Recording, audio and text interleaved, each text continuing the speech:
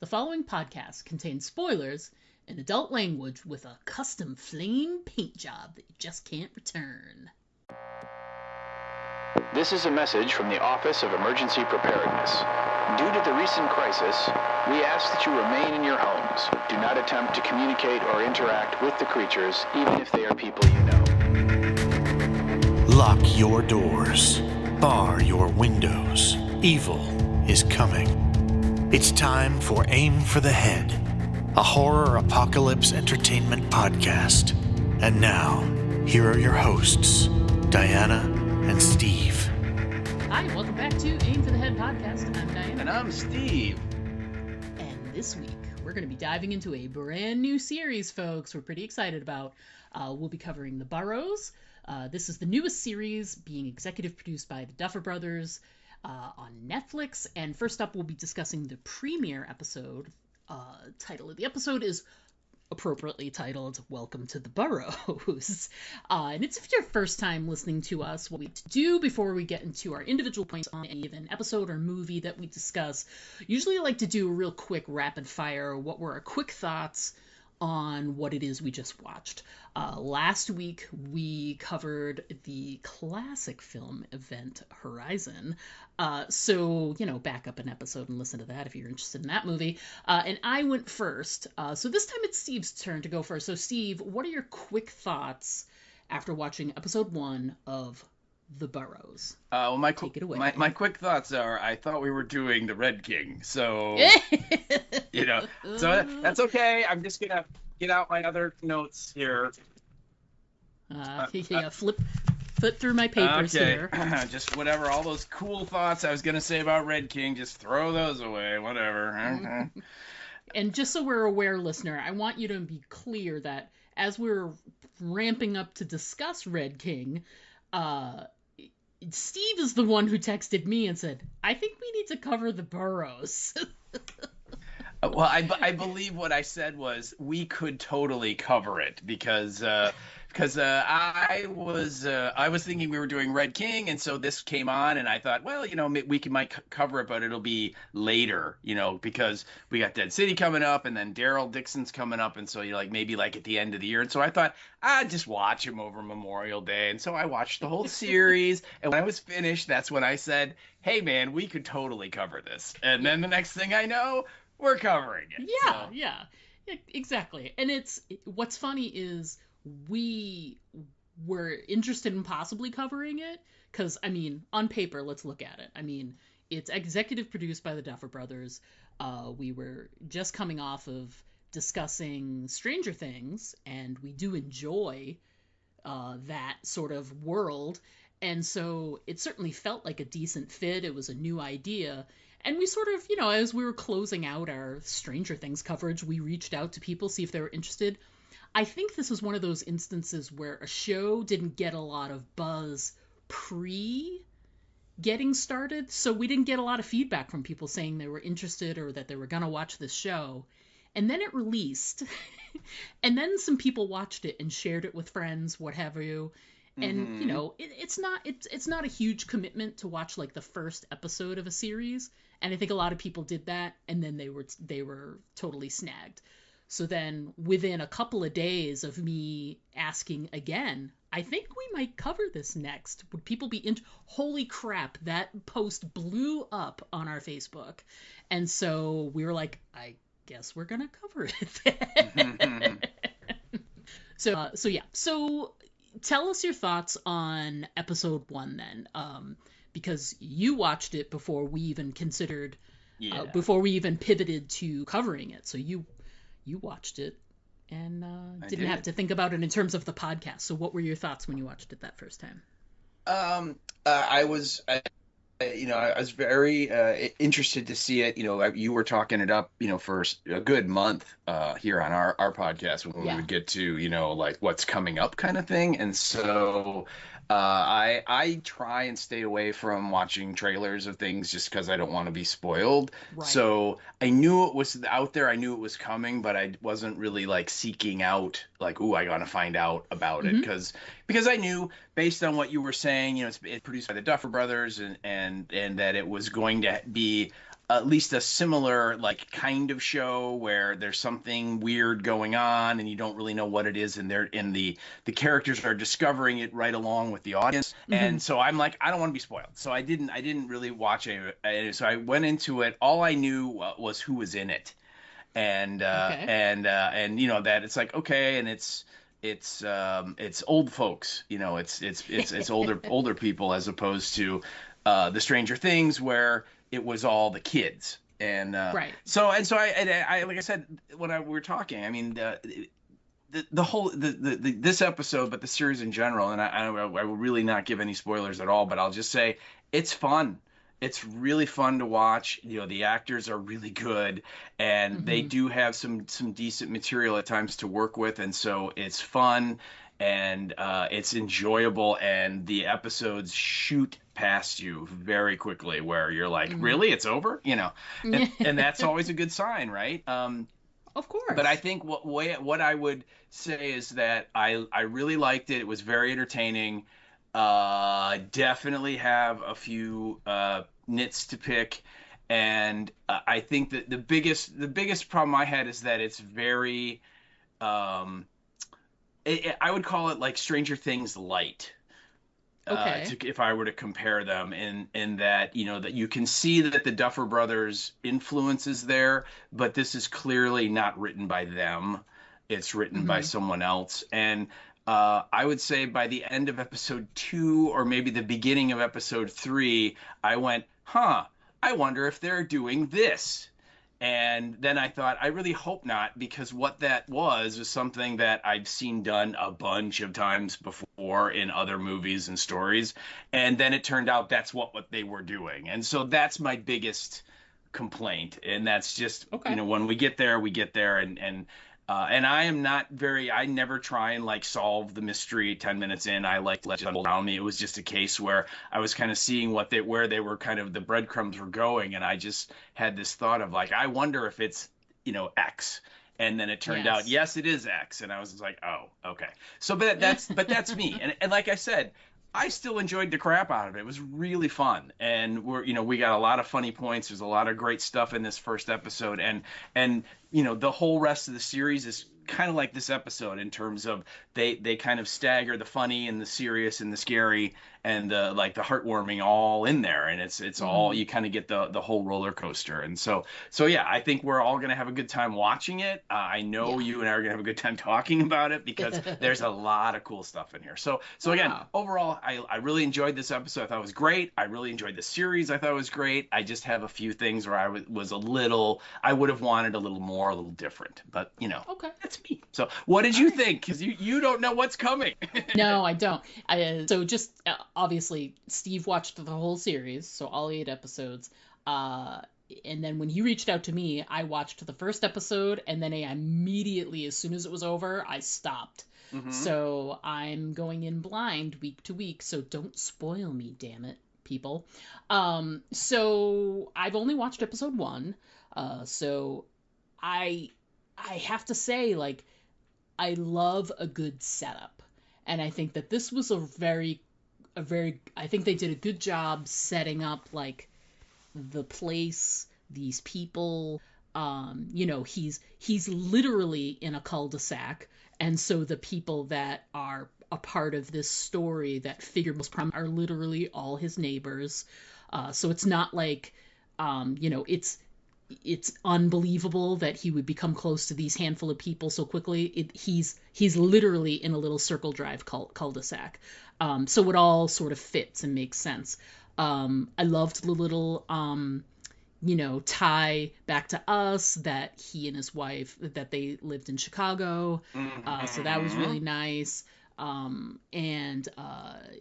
I really believed, like, their relationship, and Alfred Molina is just fantastic. He's fantastic, full stop. He's always great in whatever he does.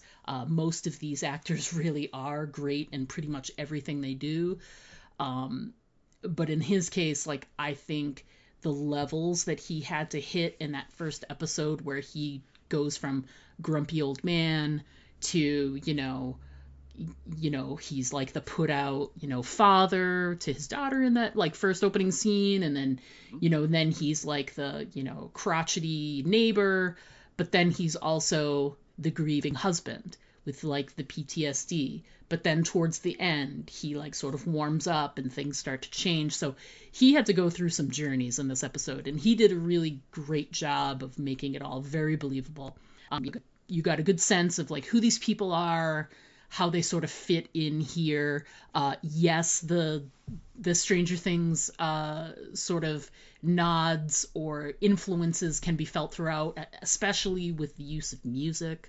You could certainly feel that, and like that sort of nostalgic feeling. Where for me, I was very angry though, because some of that music, I was like, hey, this stuff isn't that old. Damn it, I'm older than I think I am. So there were some moments, but there were some great tunes. It just gave you that it really sort of got you into the world of these people. I really liked it. I like the mystery of it. I like that you sort of saw what the mystery. I'm sure it's going to expand out and it's going to mean something much larger, but the fact that you saw like the creature in this first episode was really cool, because a lot of times when you're sort of laying the groundwork for something mysterious and has like a monster or a creature or some sort of unidentified thing, you don't really see it the first time around. Usually they'll tease it and just be like, oh, there's this mysterious thing. But the fact that they showed it, I thought was really cool. So there's no, questioning, they could have just done like a POV shot or something. And you're like, what's in the house with him? Is it a person? Is it a thing? Is it an animal? You don't know. Mm-hmm. But they tell you right away that it's this thing, which I thought was cool. So I feel it really pulled me in. A lot of the emotions pulled me in right away. I'm really committed to Sam. I really like his character, and I'm very excited to sort of like jump into the following episode and really sort of continue on this journey with him. So yeah, I'm excited. I can't wait to see more. Even though you're going to poo-poo something eventually, I'm still excited to sort of see how it all starts to unfold. So yeah. So usually after we chat about what our initial thoughts were on the episode, we then talk about the description of the episode, writer and director of the episode itself. Then we'll get into our top 5 moments of this episode, throw in some honorable mentions, and then sort of go from there. So let's jump into that. Let's get the episode description, and let's talk about the writers and the director. All right. So we are talking about the Netflix series The Boroughs, and this is episode 1. And the description, the title of the episode is "Welcome to the Boroughs," which, way to go, guys. Hit it right. Hit the nail right on the head. Yes, just coming right at us. Yeah. And the description that we have is as follows. When grieving widower Sam Cooper reluctantly moves to a desert retirement community, he discovers something is lurking beneath its perfect surface. And that is your episode description. So, yeah, and I agree. I think he does. Although I don't know, beneath it was more like crawling up like in the ceiling and stuff, wasn't it? Yeah, I mean, come on, yeah. Let's be honest, Yeah.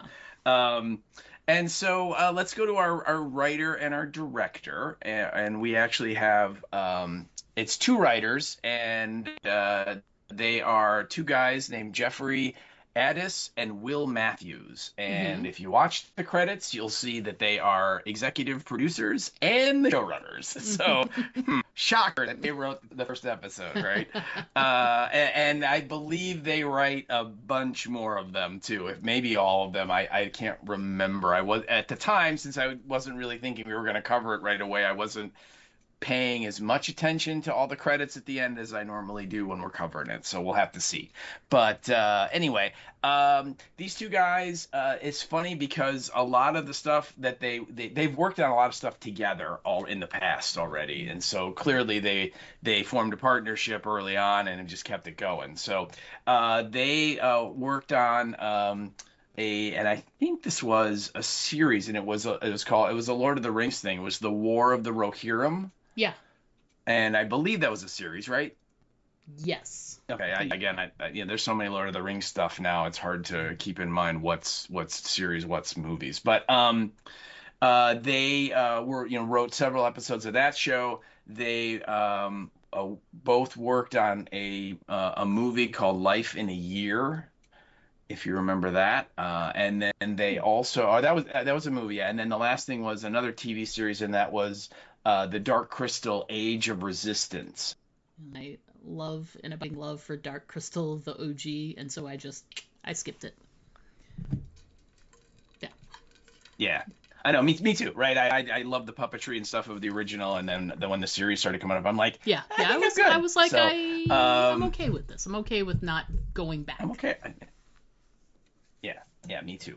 And so anyway, and other than that, Will Matthews has several other credits, and they look to me to be all shorts and like YouTube kind of things.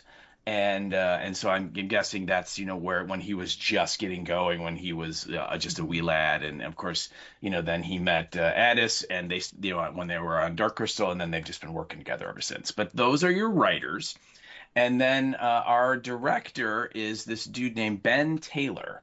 And he is this British guy who has a huge catalog of British television. So I didn't really list a lot of them because I haven't seen any of them, and I'm not sure. Maybe Bev too would be familiar with a lot of them because she is from across the pond over there. But the one that caught my mind or caught my eye is he directed 12 episodes of the series Sex Education. Which that was one I think that penetrated over here and people were aware of. No pun intended. And then he also directed the movie that was titled Joy from maybe 4 or 5 years ago. It was like 2021 maybe.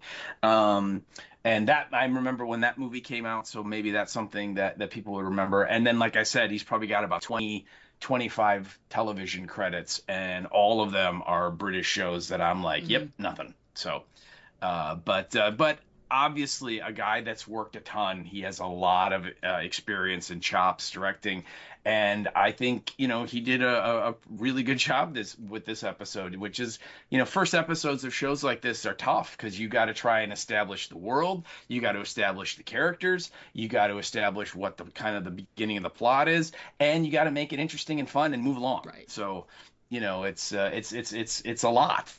I thought he did a really good job when we meet Alfred Molina's character right at the beginning and kind of follow this grumpy old man into his new world, and it worked, I thought, pretty well. So I thought he did a really good job. So those are your writers and Excellent. your director. Talking about our first, jumping into our first of our both top 5 moments, it's great because we both talk obviously about the cold open. And I thought it was really well structured, great little cameo there. I did not have Dee Wallace on my bingo card for this series. She fits in perfectly. I thought she was lovely, but I loved the crafting of it. First, the surprise of it being Dee Wallace was great, and then you sort of follow along. And then that moment when she's on the call with, oh man, what is her husband's name? Ed Begley Jr., Edward. Look at that. And then when he says the owl is in the walls, and then they take him away, and you're like, what does that mean? And then, it cuts to her being in bed, and the sleep timer goes off, so her TV shuts off. It's all so well coded. I'm so well done. But then, she wakes up, sees the creature, runs away, makes it to the front door, yells help, and then like these arms reach out, grab her, pull her in, shut the door.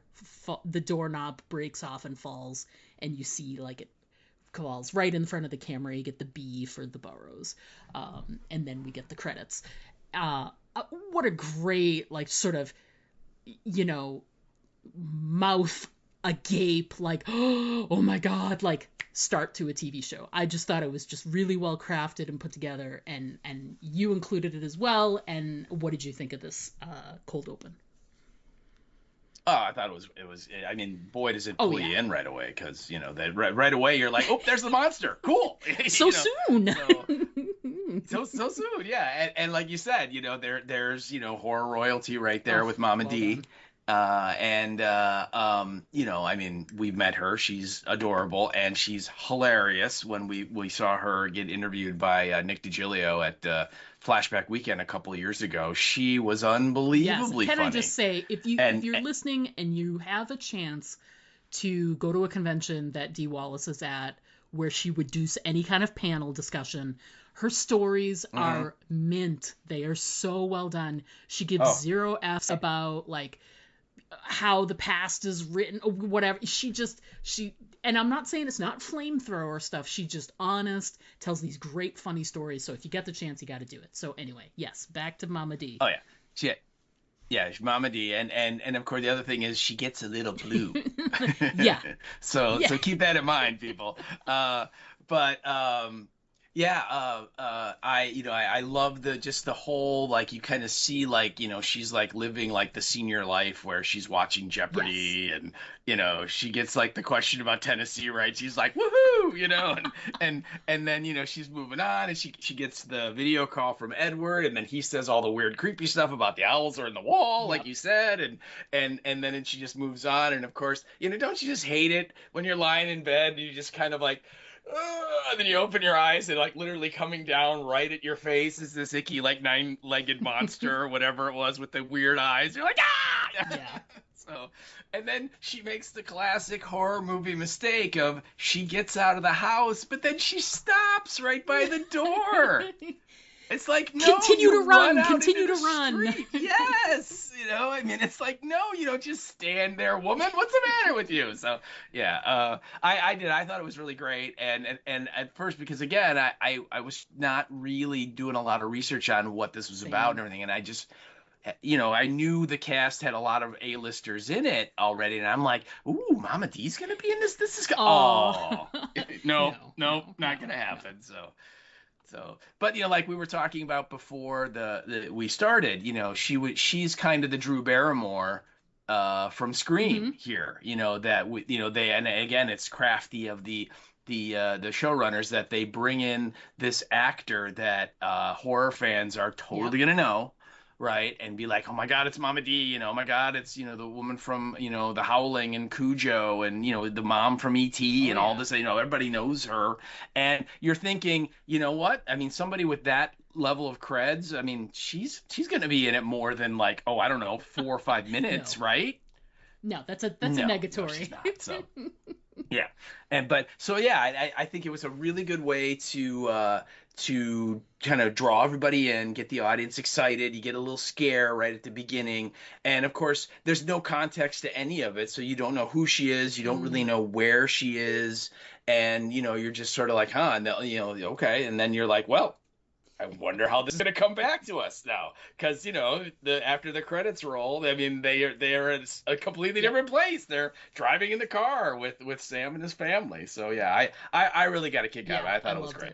Really, and like you said, really great way to sort of suck you in by the the structure of it, and also the only thing we know is retirement community, but you're confused, like where does she fit in, where does her story fit in, so yeah. So I'm as someone who has only watched the first episode, I'm still very excited to see as we progress, because it's all, the story is Grace died. I'm using air quotes here, which you cannot see because this is an audio podcast, but Grace died like 2 months ago or whatever they said. And so I'm like, how do they explain that? Because she gets pulled back in. Does something, like, visually, does something happen, like when they are attacked by these? I don't know. Like, I don't know. Anyway, I'm just very curious to see how she's discussed in the future too, because her name gets brought up a couple of times later in the episode, but it's never like, no one ever talks about like how did she die? Or, they don't show what she looked like when they found her or anything like. It's all very mysterious, what happened to her or how they explained it away or whatever. So I'd like to see more. But anyway, so after we come back after the credits, like you were saying, we get to the story of the, setting up the story of Sam. So we're in the car and he's on his way to the Boroughs to, he's being... Let's start his new life. He seems very excited by. So we get the story right off the bat that it is his wife was the one that wanted to move there. They put down some type of deposit, signed some kind of contract for this house, and had some kind of plan to go there. She passes away. He can't get out of the contract, so he's looking at it as pretty much a prison sentence. He's still mourning because I think, was it 5 months since she has passed away, something like that. And so he's still actively in, all kinds of mourning. And so he's a grumpy old man. And it's, his daughter and her husband are driving him there. And, there's a lot of little nuggets of information that happen in that car, which will, I'm sure, come up over time. But they get to where they're going, and we both included the interaction that happened at the security gate as our next point. Yes. Because, exposition in the car is one thing. I was like, oh, I'll put that down but as soon as they pull up to the security gate, I'm like, what is this place? Because I live out in like the country, but there's a lot of suburbs and a lot of subdivisions that are nearby, and there's a handful of subdivisions that have like a little more exclusivity about them. A gated community perhaps? Even. Like I'm thinking about Del Webb and some of the other places where there's a little security tower at the front or whatever. There's a couple of places I know nearby that, you do have to be buzzed in, etc. Right. Hey, they don't want like riffraff like you roaming around in their neighborhoods. I mean, I'm sorry, Dee. It's just not going to happen. Even though we all know they have the greatest garbage to pick, they don't want not going to happen. They don't want me and my kind in there. That's right. Well, because you know what, you're going to be looking for all the Legos, and it's just not going to happen. Sorry, no, not sorry. So, but in that instance, usually it's like from that gate, you're only like 50 to 100 feet from the nearest house. You can see the whole subdivision or gated community. Not terribly far, even in the more exclusive areas. You're going to have like a tree-lined driveway, and you can see like in the distance some houses, or like, the sales center is the first thing you get to, or, whatever. You know what I mean? This is like, I wrote down, it looks like they're entering Area 51, because it's this security gate, and there's nothing. Like, you can't see anything in the distance. And yes, this does take place in Arizona. This community is like plopped like in the middle of the desert somewhere. But it is remote. Like, and that was my first impression, was this security guard gate. I was like, had a very Area 51 lockdown at the front gate kind of like feel to it. But it was also real funny too. So what you included was the funny part of the interaction. So let's talk about your number 2 then.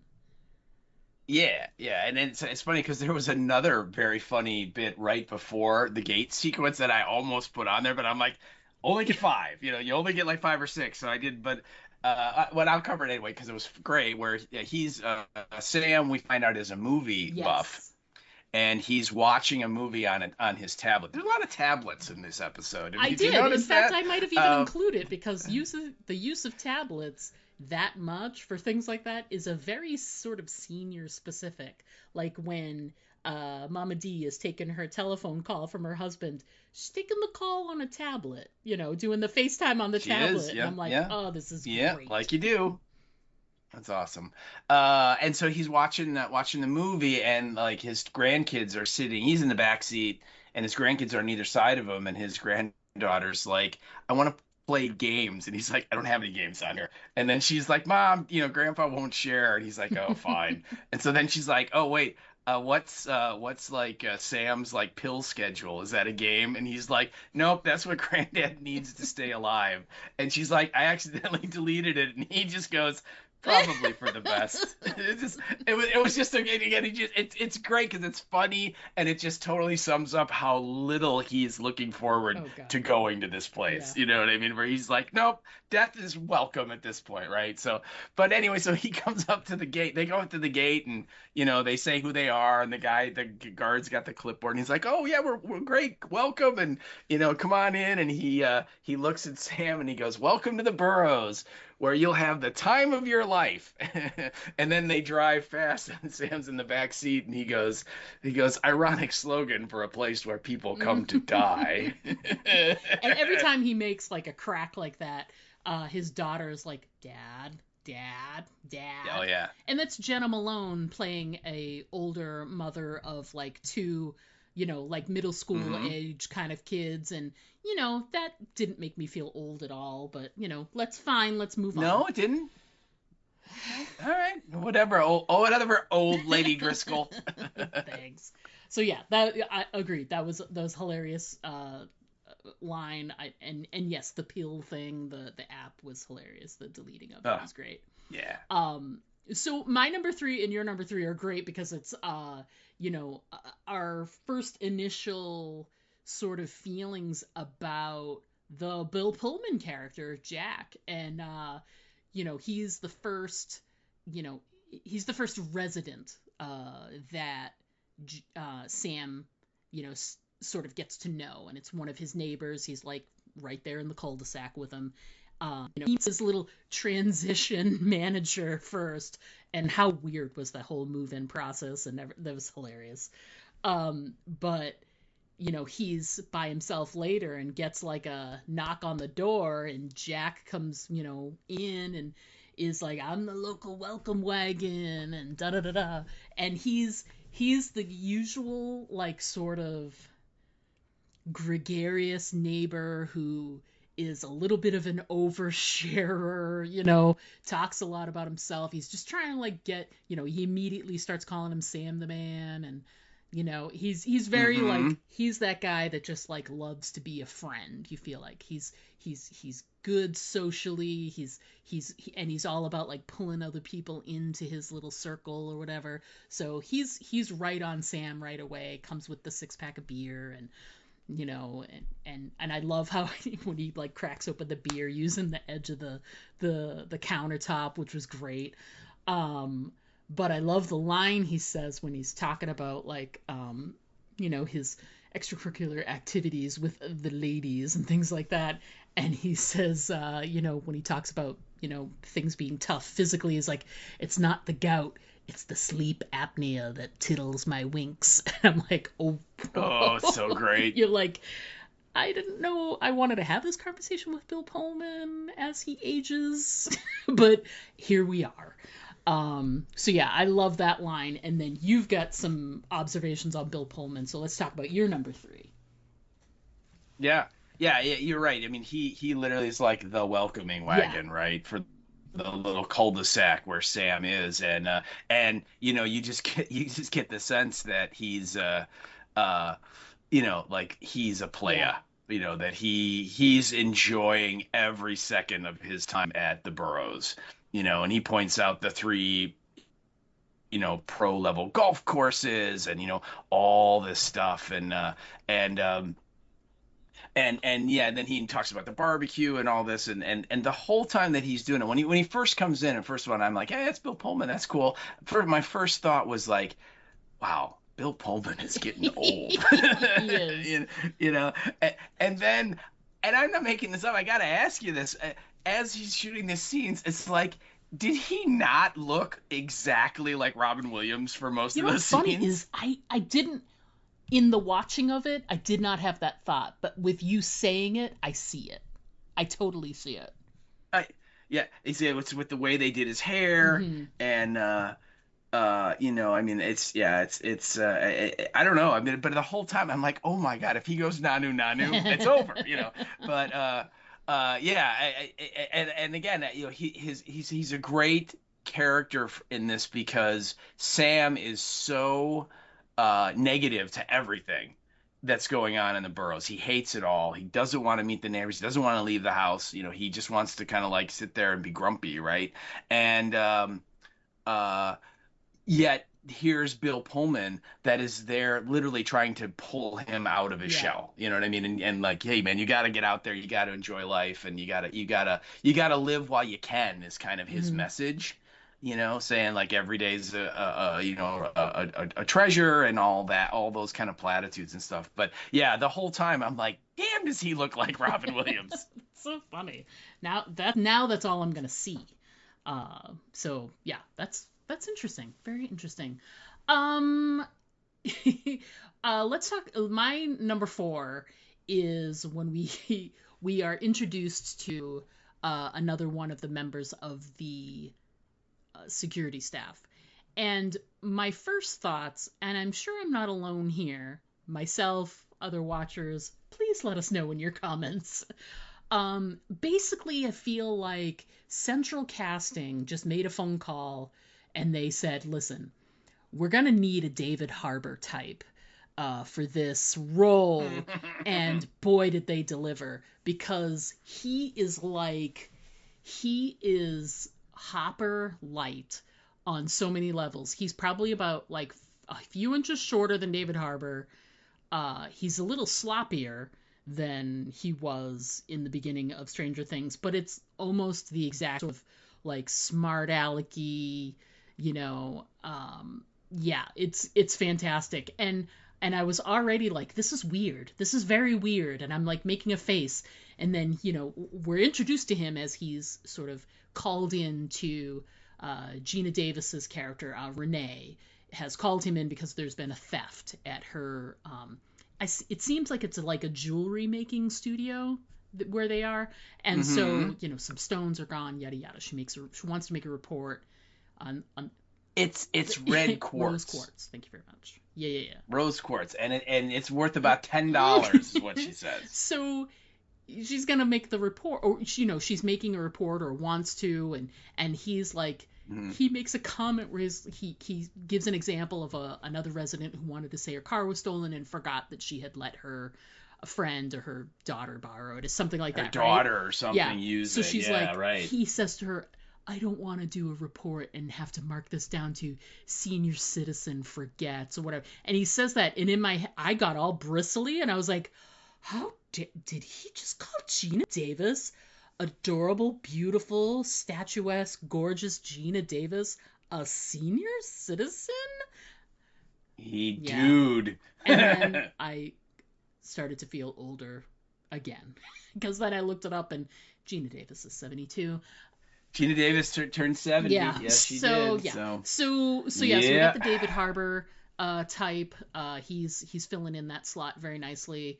But you can also see that it's there's some movie TV trope happening there where he's the seasoned guy who's probably been at the Boroughs for years and years. And he doesn't want to waste his time making a report and whatever. And he has the new recruit with him, who's the younger guy who is, you know, he feels, he's embarrassed that, he calls her a senior citizen and that she's forgetful and she probably just misplaced her stones and whatever. And he seems like he's the one that's going to be helpful in whatever this mysterious sort of world that's going to be created here. I get the sense that he's going to be the one that they lean on because he is younger and more not jaded by his association with this place. He's new to the place, so he doesn't have like the hangups that this like Hopper light has here. So yeah, this is like basically his second day working. I mean, like I'm going to call him the sheriff, but he's like the chief of security, I guess, right? I mean, did they ever say what his title was? But he refers to him as new guy. He's Hank is his name. on the show. They, but yeah. So I mean, literally, and the other guy, the new guy, his name's Paz. Mm-hmm. And you're right. Yeah, you get the sense that he's like, well, we could fill out a report. And then Hank is like, oh God, and We he kind have of to. explains to everybody like he explains like it's just a waste of time. And it's only going to embarrass Gina Davis because, like he says, it's probably, you know what I mean? Because it's not anything valuable. And he points out that there's way more valuable stuff in this room that if somebody broke in, why didn't they Mm, take that? And so he's like, look, if we file a report, all it's going to do is embarrass you when you realize you like misplaced these things and you find them, you know what I mean? And so yeah, I agree that he's he has that kind of jaded like, oh, these friggin' old people, yeah. it just like he deals with it all the time. And Paz, like you said, like he's like bright-eyed and just brand new and just has no experience at all and is taking everything at face value at this point. You know what I mean? He just hasn't had the experience, the mileage to like know what's real and what's like somebody having a senior Yeah. moment and so on. So, but it's funny because my comment about Hank and David Harbour is that as I watched it, this is my thought, is that if David Harbour and Stephen Ogg had a kid, that'd be him. That's totally right. I get that. I get that combination. Yeah, because you're right. Like he looks a little like, and like literally when he first like started walking out and it's a long shot, my first thought was like, wow, they got David Harbour to be in this because it looked like him, right?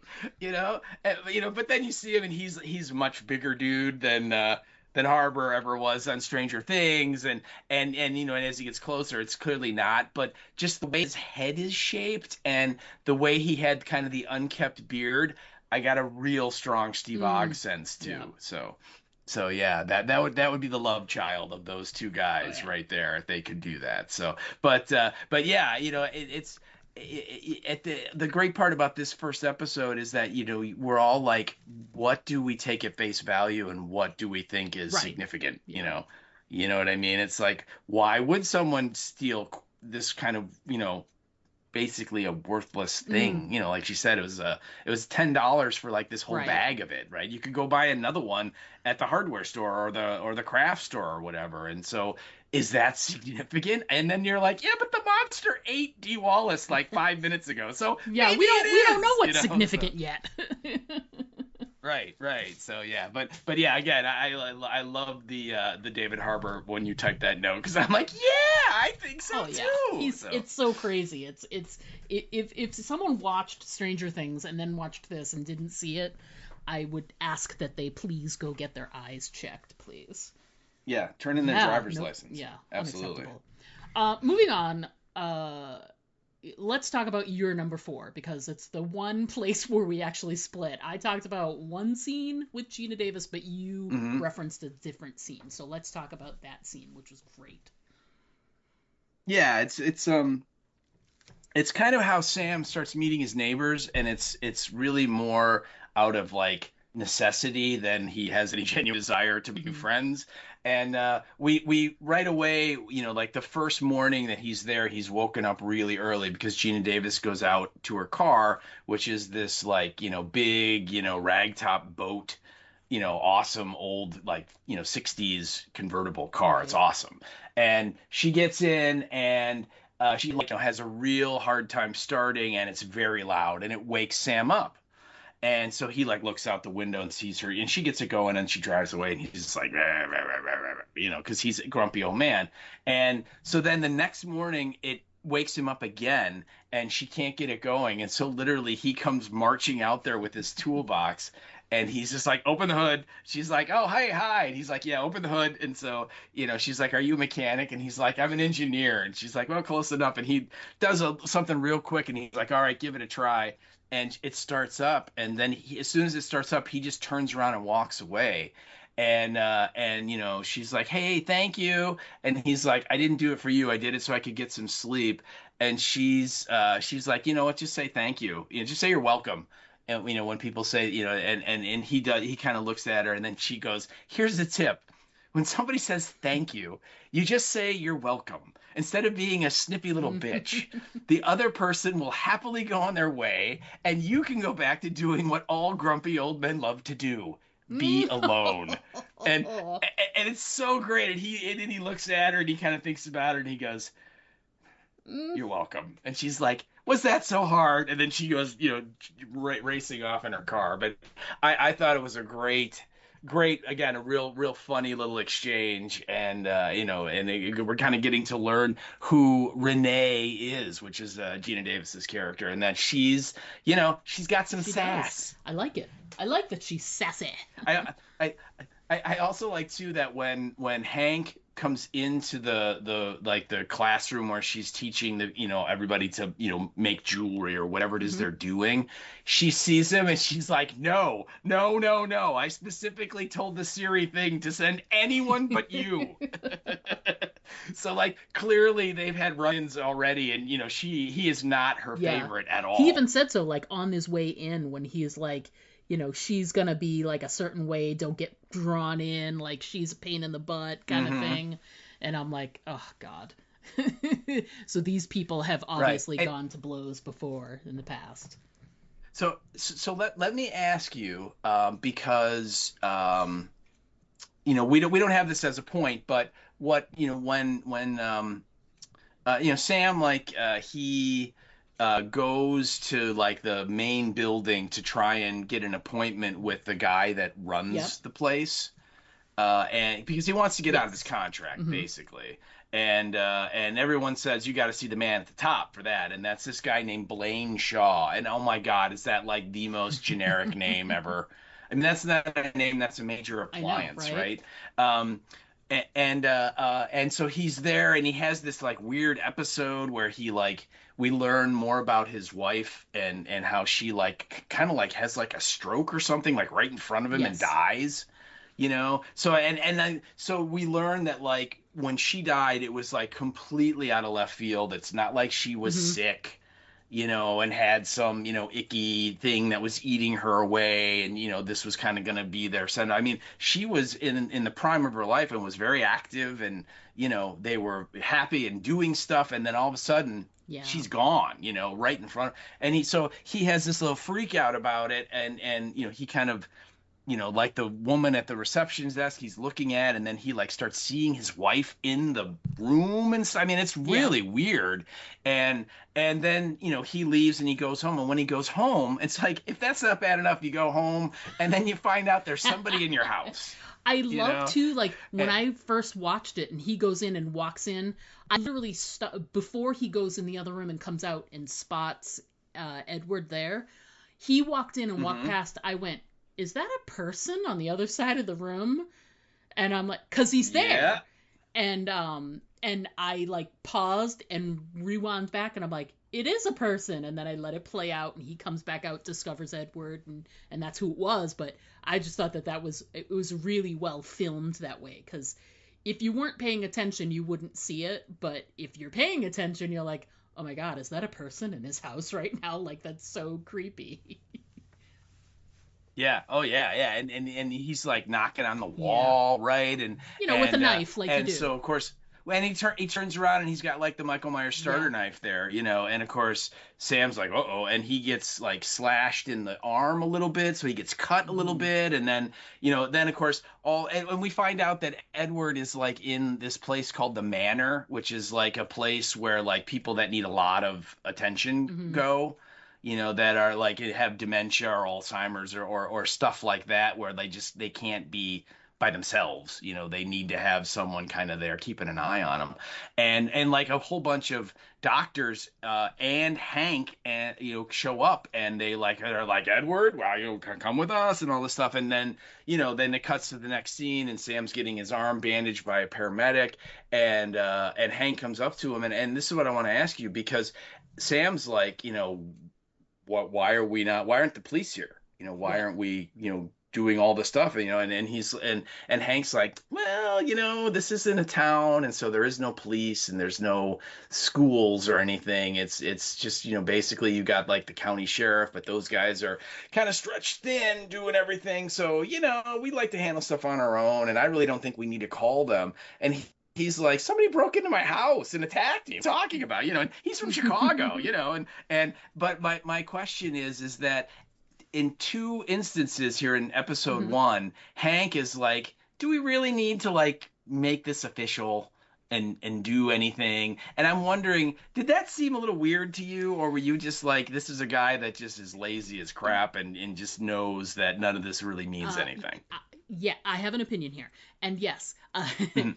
I feel like the first time he does that with Renee, it felt, and I think it's about the way he's presented physically.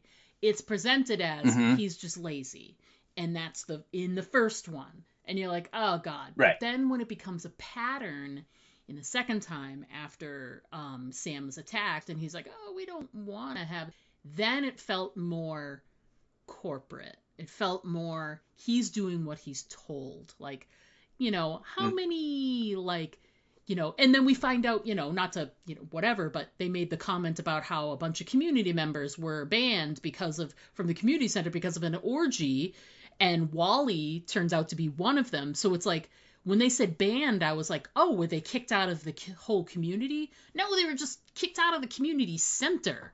They're still residents because in order to kick them out, they'd have to do something legally, which they don't want to do. So they keep it, they Mhm. sort of deal with it sort of in house, as it were. And yeah, it's interesting how they sort of how I took it was the first time through. I was like, oh man, this dude is so lazy. He's just like, he's been in this job for too long. He doesn't like to write up reports. That's how he's being presented. But then when he said the same thing about not reporting it, and the way he words it too, where he's like, you can call the state police if you really want to, and but then the guilt Mhm. trip in the gaslighting of like, oh, but they, Oh yeah. they're pretty short staffed and they'd have to come all the way out here and da da da. And this is really kind of a Yeah, nothing burger, exactly. and you don't want to be the man who cried wolf, and then he also does the, before you do that though, there's someone that you're going to need to talk to, and he's like, who's that? And he's like, my Yeah. boss, right? And so then they go and you meet Blaine Shaw, and let me ask you, what was your reaction to him when you first Oh, meet him? such a like corporate, like, it felt everything felt posed. You know what I mean? Mm-hmm. What was the? I can't remember the reference. It'll come to me, but I visually have the reference of someone else who was like some gajillionaire, and is like feeding like some senior citizen some food or something, and they're doing it to Oh be yeah. like, this is how I am. I care about the senior citizens. I care about these Right, right, people right, so right, right, much. right. Yeah. Um, it was, and it gives off vibes of what's her face's dad from Say Anything, where he knows all the people and whatever, but really he's stealing all their money, and Mm-hmm. that's the vibe I got off of Blaine. Was he gives off this vibe like, and he goes full whole hog on it. Because that scene is all staged, because Oh God, yeah. what's his face, Hank is sent and says, come talk to my boss, and so they know he's coming because they Oh prepped yeah. Edward with the apology, and he's just, he Mm-hmm. just happens to be sitting there and feeding old Mrs. blah blah blah with her, Right. her applesauce for the evening. And And then when he wipes her off her like uh her lip, and then he's like, "Oh, look at you, pretty as a oh, picture." You're just like, terrible. ah. And I think that's all on purpose. I think you're meant to get this like ew feeling from him. But they get this all in a little package to sort of pierce Sam's cold dead heart. But the top Mhm. thing is to really snag him is they take this whole thing, which you might say, oh, this feels really staged, and then at the end of it, it's going to be, we're really sorry. My whole point is to keep you safe, and we failed, blah, blah, blah. And in, deference to that, here's your contract, and you can get out of your contract, And so to do that, he doesn't really want, I mean, clearly he's like, oh, you could stay, because if he stays, he can control the narrative of everything that sort of happened and this mysterious, stuff that goes on. Because I'm sure he's involved in some way. I don't know yet, but I'll find out. There's more episodes. But I feel like if it's sort of like he does the whole like all in on like a shit hand and is just hoping that it scares Sam. And in the opposite sense, he did the all in with the, and you can just sign this, and then he's going to pull back and go, well, maybe I don't need to leave, Right. Because right, yeah, it's interesting how when someone bitches about wanting something a certain way, and then when you're presented with it, sometimes you reevaluate and are like, well, maybe I didn't really want this or whatever. And he's playing on that possibility. And it worked, he gambled and it worked because he does all of that. Oh yeah. But yeah, he gives off like, he's slimy. He gives off slimy vibes, and he gives off like there's more to him vibes. Like, and I understand that that's the trope, is that he's involved in something untoward or mysterious, and I can't wait to find out what that is. But yeah, I absolutely think he gives off absolute slime. Blech. Oh, yeah, he does. And like when you first see him, when Sam, we find out like what Sam and like his daughter used to do is they would together, they like repair like old TVs. And so he has like in his new house like this TV from like the 1960s. It must weigh like 100 pounds. It's this huge console TV, right? With probably a tube in there that's like 2 feet wide, and he wires it up to everything, and he turns it on, and he's got like this old school remote with actual physical buttons, like 4 of them you push to like change the channel or raise or lower the volume or turn it off. You know what I mean? It's like that's all it has, right?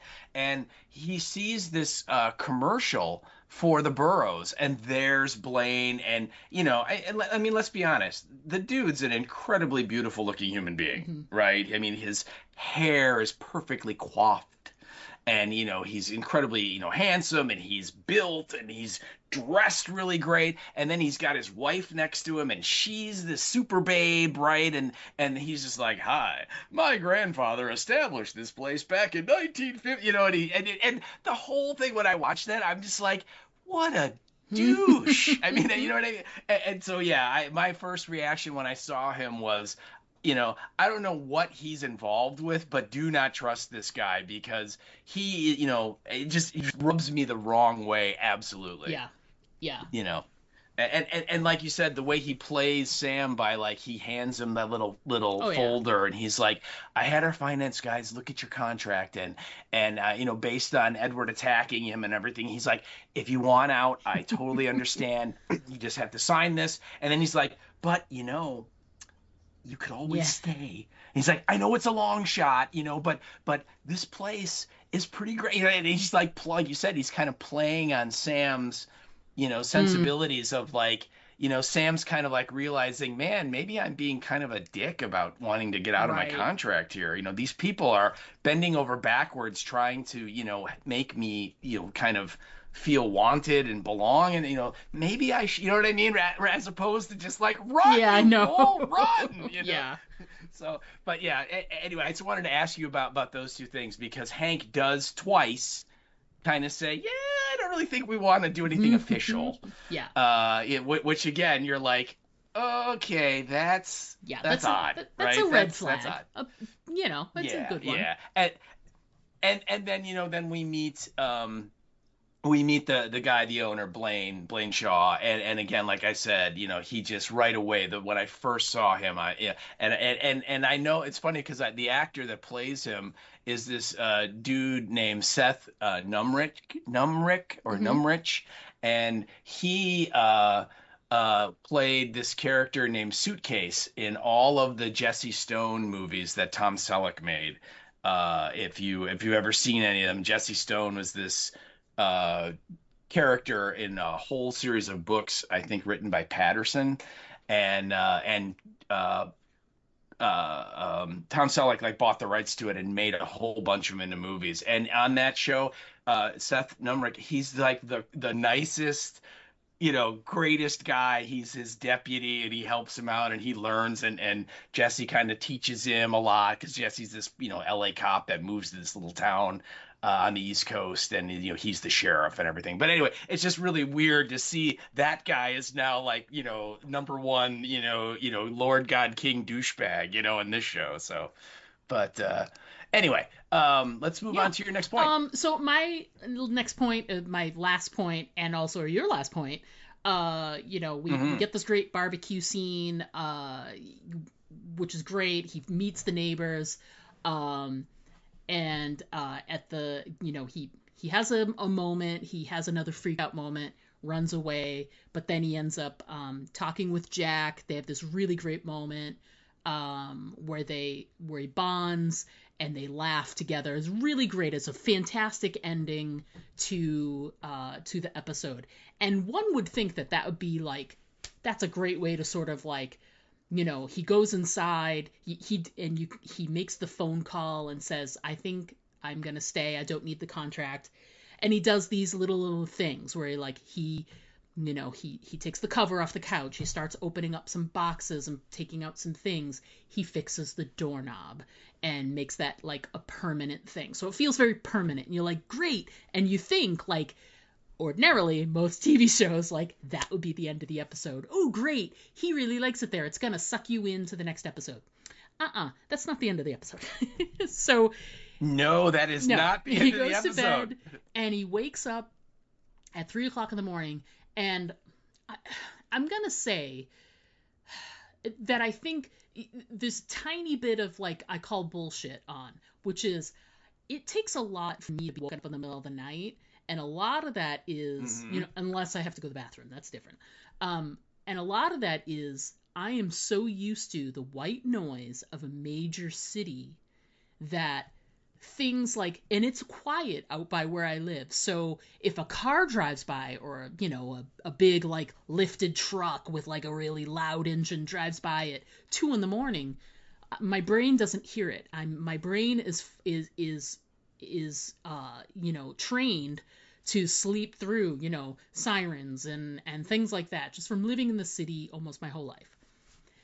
So he lived in Chicago, and so he's only been at his daughter's for a couple of months. She lives in, Tucson or wherever it is, which is also it's a city which also has city-ish noise. I have a little bit of a problem with him waking up at 3 o'clock in the morning to the sound of a beep that is 2 houses away. And they make it so that it's loud enough that it wakes him up, but like nobody else in the neighborhood wakes up too. I don't know. It felt very sort of contrived to me. But anyway, he hears this beep.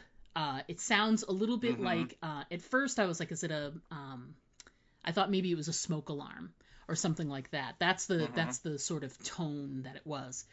But you can see he goes out the front door to see where it's coming from, and you see the red light, and it's Jack's house.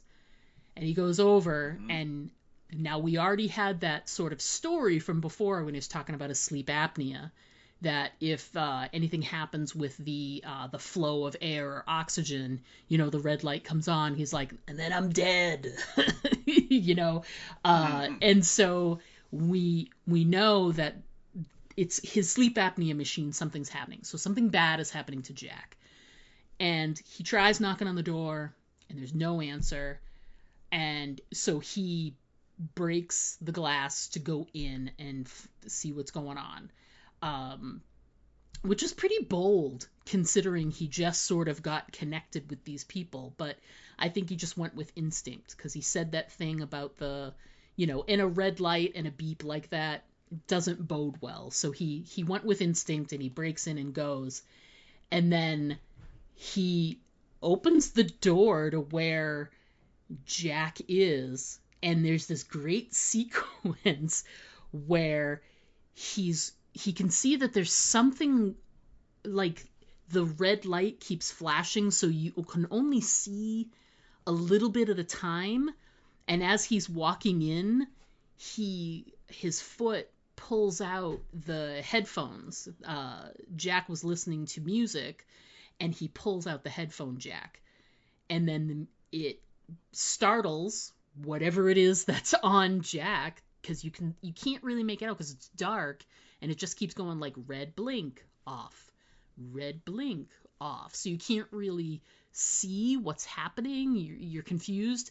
And then with the music coming on by him pulling out the headphones, the head lifts from the creature, the eyes look right at him, and oh my god, Sam is like, holy shit, and like whacks like the he has a hammer from breaking in the glass, so he's got a weapon, and he you know, I guess you could say he like whacks the hammer like up to keep the creature away from him, and blah blah blah, and the creature like crawls away and leaves, and you are left with Sam in Jack's house with the light still blinking like that, and then like boom, that's the end of the episode. And wow, what a great sort of like ending. My thing that I put in there, we both were talking about the same thing, like the lights, the beeping, middle of the night, you know, it's not great. But to me, because I haven't watched episode 2 yet, I'm left with, it certainly doesn't look good for Jack because of the red light blinking and what he said before. I mean, that's kind of, you know, foreshadowing there, but I actually don't know, like, is Jack okay? Can he be revived? Is he actually dead? What was the creature doing to him? It looked like he was sort of like, you know, sucking out his essence or something like that. Like, it's hard to know. So, man, they were tongue kissing, man. Come on. He's a lover of the ladies. That was a female of the you know, that was cryptids. Well, and I got to ask you, what did you think? You know, going back to the barbecue scene, the reveal that at least Sam puts it together that Bill Pullman, you know, is he's sleeping with Alfre Woodard. I liked that. That was interesting, and I liked how Sam clocked it. He got it. You know what I mean? Yeah. With the tiger balm, and it smells like licorice and you know, all that, and of course, you know, that wouldn't really be a big deal, except that Alfre Woodard is married to Clark Peters. You know, Judy and Art, you know, they're a couple, and also Jack, when he's talking about it, it's not like clear to him to Sam that this is not like a casual, like a occasional hookup. I mean, like Jack has feelings for her. You know, he's like, she's special, and you know, these, you know what I mean. The way he's talking, it's not like, yeah, you know, we hooked up once and it was great. I mean, it's like, no. I think there's a torch there. But I love that little moment there when she's talking about the tiger balm at the barbecue, about, you know, and when she goes, and it tastes like licorice, and Sam looks at her, and then he looks over at Jack like, oh, yeah. Right. I just figured something out. I'm smart. I'm SMRT. Yeah. So let's. Yeah. So final scene. What are your thoughts there on that sort of? Again, I loved it because they brought the monster back, so we kind of get a little bit more of a look at it. You know, it's still very much in the shadows, right? It's still, it's not like full illumination, so it's kind of like hard to see. I love the creature's eyes. They're kind of like this, like a gray, like illuminated, like gray, like look. You know, they don't have like pupils like we do. And I'm not sure, but my guess is they're like spiders, because they got at least 8 legs. I mean, there's so many arms and legs on those things. When that thing went scurrying away, you're like, damn, how many Yeah. legs you got? I mean, it was a lot, and I love the fact that as he walks in, Sam does not cower out. He's, comes in to try and help Jack, and of course he has the hammer, and like you said, and as he's walking in, his foot pulls this cord to these headphones that Jack was obviously listening to Hmm. music, and the cord comes out, and I love the music. Although I'm also a little offended, I suppose, that all the music that they kind of show in this episode, I'm like, that's not old people music. How What's dare wrong with you? you? Right, exactly. It's like old people music is like stuff from the 50s, man. What are you doing? But it's like the boss, Yeah. and you're like, oh, okay. But yeah, and then of course, then the monster turns and lunges at him, and he whacks it with the hammer, right? And then he like you said, he obviously hurts it because it runs for Yeah. its life. It gets the hell out of there. So yeah, I mean, well, like you said, they could totally have ended the episode on kind of an upbeat, happy note with the conversation between Jack and Yeah. Sam. When he leaves the barbecue, and then Jack kind of comes over and tells him about the ex-wife who had read all the self-help books, and he gives him kind of that one platitude, and I can't remember what it is, but it's like it's like grief keeps you in the past, but also prevents you from going into the future or living the future. I can't remember, but it was, again, very much like a self-help book kind of line. And they have this little moment, and they kind of bond, and that would have been perfectly fine to end the episode right there. And you'd be like, okay, but instead these guys want to come back and say, yeah, okay, as great and idyllic as it looks on the Hmm. surface of this place, yeah, there is clearly something rotten in the state of Denmark Yeah. here, that like the description said, lurking beneath its perfect surface. And so we go back to this whatever thing is that killed Mama D in the opening scene, and yeah, it's having its way with Jack, and like we said, we don't really know. Is he alive? Is he not? My when I first saw the first episode, I literally was like, wow, Bill Pullman was in one Yeah. episode. Because I thought he was dead. I did. I thought that thing had killed him. I think the apnea machine, the fact that it was Mm. blinking red, and like the fire alarm was going off, that means that, like, he's not Right. breathing, right? And the fact that he specifically mentioned, if that he doesn't use that machine to pump air into him, he'll Right. die. When he sleeps, that told me that, like, it's Yeah. not looking It's good for the president yeah. from It's Independence the Day. foreshadowing is definitely there. Yeah, yeah. But I love, again, the opening sequence with Mama D and the monster were great, and the end sequence here Yeah. was great, because now we have Sam, who, by the way, has just called the douchebag that runs the place and said, I don't want out of my contract. I'm gonna be staying, right? And then this happens, and he's like, what What did have I I do? done? It's yeah, right. But again, now we have Sam, who he's already kind of had this with his wife, and then Mm. he sees this thing, attacking Jack, and so, what's going on? Is we know the monster's real because we saw it in the first scene, but he doesn't. But he may Yeah, not he think might be so. like, what? Yeah. Am I just freaking out? What's happening here? And so yeah, Mm. I think, and it sets up a whole world of possibility, because of course now he's going to be the guy that's like, oh my God, there's a monster. We got to go get it. We got to figure out what it is. And all these other people that have lived there for a long time are like, what is wrong with you? There's no Right. monsters here, so yeah, it's going Yeah. to be real, I think, a real fun eclectic little group. And everybody at that barbecue, that's all the people that are going to be solving the mystery. That's the Scooby Gang for the Yes. show, Yes. right? So Absolutely. and here they're sitting around, having barbecue and drinking and smoking pot, whereas in Stranger Things they were playing D&D and like having like Coke, Coca-Cola, Right. Exactly. Coca-Cola, not Yeah. cocaine, but Not yeah. Coke. Like. Yeah, no, none of that.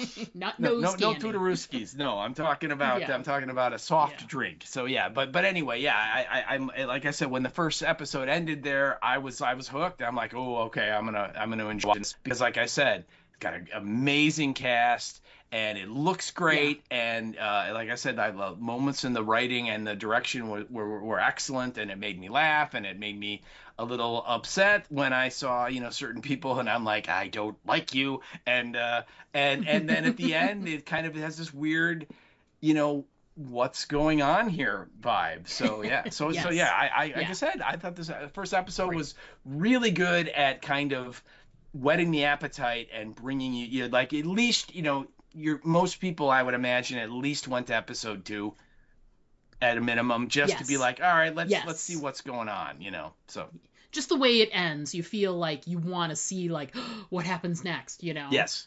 Who knows as if it continues further on down the line, but at least from this episode, that would pull you into episode 2 for sure. Absolutely.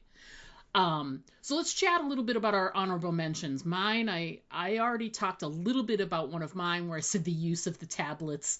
It's very senior specific, the way she takes the phone call, the way he's watching that movie in the car and things like that. And, the way there's a very sort of senior level to using tablets there. So I thought that was really cute. And also I made a point of saying how much I loved the cameos. Love seeing Mama D, and also we didn't talk too much about it, but the actress portraying Sam's wife in these little flashbacks and these like sort of panic attack moments that he has. His wife is played by Jane Kaczmarek, who's the mom in Malcolm in the Middle, and she's a highly respected actress, and so I did not know that was happening, and it was a really nice little surprise there. So yeah, so those are my honorable mentions. Okay. Well, yeah, they're really good. Yeah, I agree. Jane Kaczmarek is amazing, and like we said, Mama D, we're talking horror royalty. It's genre royalty. I mean, the mom from E.T., people. Yeah. If you're not familiar, look up the box office on that movie. Okay, I mean, Yeah. Now I'm not comfortable with these two ladies being portrayed as old women, but that's fine. I'm gonna have to deal with that with a couple other people in this show as well. So we'll be okay. Yes, I know. Yeah. I'm right there with you. In fact, I'm slightly ahead of you. Okay. Slightly. So let's talk your I just had one I guess the music would be one too, in that I enjoyed the music, I have to say I was slightly offended that they consider that to be old man music, because it's not, people, it's not. But I did like the musical choices. But my main honorable mention is Sam at one point is watching on his tablet a movie, and we get to see a little bit of the scene, and it's this old black and white movie, and it's actually a really good film noir from like the 1946, and it's called The Killers. And it's I mean, again, film noir, total film noir, and it's these two guys come into this town and they kill this dude, and like one of his buddies like warns him that they're there to kill him because they show up and are looking for him and stuff, and he like doesn't really do anything to try and like avoid them, and like kind of lets them kill him, which is kind of weird. And then the main story is this insurance investigator shows up in this town, doesn't know anyone, it's like brand new, and he's like doggedly pulling at the pieces, at the strings here, and trying to figure out what's going on, because the guy that got killed had an insurance policy, and they got to see are they going to pay it, right? So he's there to figure it all out, and it's this convoluted, really involved, like weird conspiracy that the guy was like had a bad past and was involved with some criminals, and they did a heist, and the money was never really distributed, and maybe someone has it, and maybe that's why they killed him, because they think he had it. And it's a whole complex thing, but it's really great. And I like the choice of it because it parallels, or I should say the Boroughs parallels a lot of the plot ideas from that movie, and that Sam is the new guy here. And Sam is Okay. now going on this weird kind of solve the mystery kind of thing that, as we've kind of seen in this first episode, the Boroughs is really like this massive onion, and there are layers upon layers upon layers of crap going on. Culminating somewhere, there's this weird monster thing that's running around, right? But, there's Right. just other things in this episode that, like we were talking about, they like rub you the wrong way, where Mm. like you see, the guy that owns the place, Blaine Shaw, and like I said, I'm like, as soon as I met as soon as he came on the screen in that commercial, I'm like, yeah, I don't like that guy. There's something I don't trust him. You know what I mean? It's like no, and the same thing with Hank, right? The head of security, right? I mean, I don't trust that guy either, and even though he just is kind of a lazy slob, it's like, no, do your damn job, fill out the reports, So, but again, Sam is going to be now kind of weeding into this weird community and kind of experiencing all that. And so I thought it was a real cool choice to put just that little snippet of that movie in there. And the scene in the movie is the two killers are questioning this like guy who like he like is like the soda clerk at this back in the day drugstores had like a little counter where you could go get like a cherry Coke or something, right? And in the Hmm. 50s and 60s and in the 40s, and so they're like asking that guy, hey, have you seen this guy that they're in town to kill, and of course it's like all the noir stuff where they're like, listen up, tough guy, you're gonna tell us what you know, see, and of course the guy's like, I don't know nothing, I mean, it's all that stuff that we make fun of now, but back then that Right. was how you did it, and Oh, everybody of course. did it. So anyway, I really I thought that was a cool kind of a little Easter egg that they snuck in there that film idiots like me who have seen the killers and recognized it was like, ooh, that's a cool little bit. So that's my honorable mentions. Ah, I love it. Great. Yeah. Anything else that we should chat about before we take our break here? No, not from the show. No, I don't. I mean, we didn't. I guess just kind of run through the rest of the cast. Like we said, Dennis O'Hare, the great Dennis O'Hare. He's this guy named Wally, who we Mm-hmm. find out is a doctor, but he has, what does he have? Stage 4 prostate cancer. Is that Prostate, yeah. so? That's bad, right? I mean, he's clearly like, in his, last go around, you would think. I mean, stage four is bad and just about everything, right?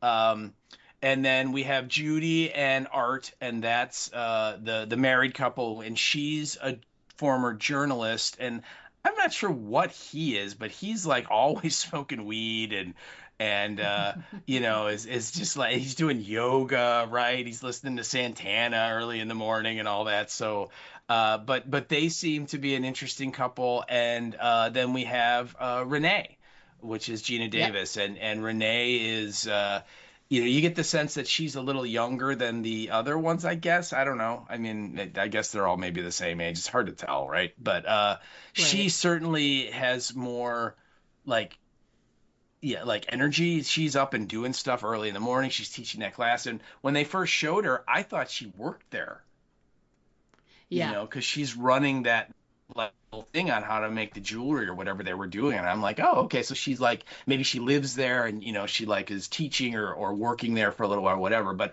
anyway, I just wanted to kind of run through that, the group, because again, it's a great cast. It's all really good actors. And we're just kind of like just getting to know everybody. And Sam, we kind of know the most, but and we didn't mention that that's Alfred Molina. And I mean, how many Yeah. times did you expect him to say, you throw me the idol, I'll throw you the whip? I mean, a lot, right?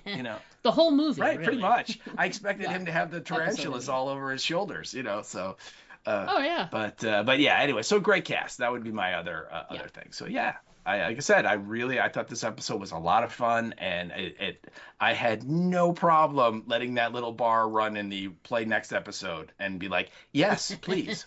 Yes, Yeah, please. Next episode. And I can't wait for that to yeah. happen for sure. We're going to go ahead, folks. We're going to take a quick break. We got a lot of really great listener feedback this time around, so we can't wait to get to it. So we're going to take that break. When we get back, we'll discuss the listener feedback and what's coming up next on the podcast. Yeah, so please, everyone, stick around because we will be right back. Hi, this is Tom Savini, and you're listening to the Aim for the Head podcast with Diana and Steve.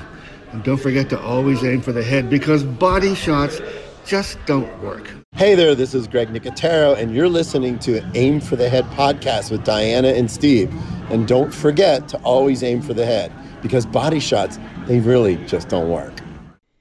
Hey there, listeners. We are back. We're going to jump right back into our listener feedback. And first up, we received an email from one of our listeners after the fact, which we're always encourage folks, if you listen to the podcast, have some thoughts, have some things you want to share, send it to us after the fact. Absolutely. So we got a nice long email with some thoughts, which she refers to as rambling, but that's, I don't want to judge here. They're just thoughts, okay?